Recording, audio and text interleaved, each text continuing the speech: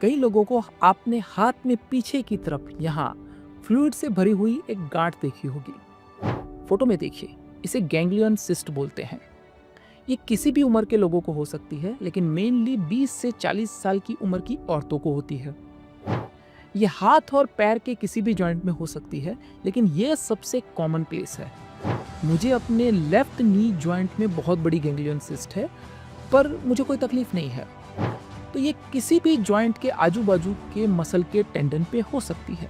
ये होती क्यों है, इसका एग्जैक्ट रीज़न हमको नहीं पता, लेकिन टेंडन या मसल या जॉइंट में किसी प्रकार से इंजरी हुई हो तो इसको बढ़ने के चांसेस बढ़ जाते हैं, ऐसी एक थियरी है।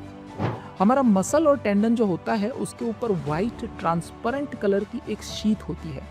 जब उसमें ट्रोमा होता है तो उसमें पानी भरने लगता है, उसी को हम गैंग्लियन सिस्ट बोलते हैं। उसमें जो पानी होता है वो हमारे जॉइंट में जो फ्लूइड होता है उसके जैसा ही होता है, और ये नॉन कैंसरस लंप है, मतलब कि ये कैंसर की गांठ नहीं है। ज़्यादातर लोगों को गैंग्लियन सिस्ट में कोई कंप्लेंट होती ही नहीं है, लेकिन कभी कभी ये सिस्ट, ये गांठ अपने आजू बाजू के किसी अंग को अगर दबा रही हो तो प्रॉब्लम होती है।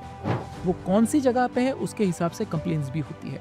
अगर वो नर्व को दबा रही है तो टिंगलिंग, नमनेस और वीकनेस हो सकती है। अगर किसी वेसल मतलब खून की नली को दबा रही है तो पेन हो सकता है। अगर आपको कोई प्रॉब्लम नहीं है तो ट्रीटमेंट की ज़रूरत नहीं है। अगर प्रॉब्लम है तो उसे सर्जिकली रिमूव किया जाता है। ये एक छोटी सी प्रोसीजर है जिसमें टाइम भी नहीं लगता, लेकिन ज़्यादातर केस में ट्रीटमेंट की ज़रूरत होती ही नहीं है। कुछ केस में वो अपने आप बड़ी होती है, अपने आप छोटी होती है और कई बार चली भी जाती है।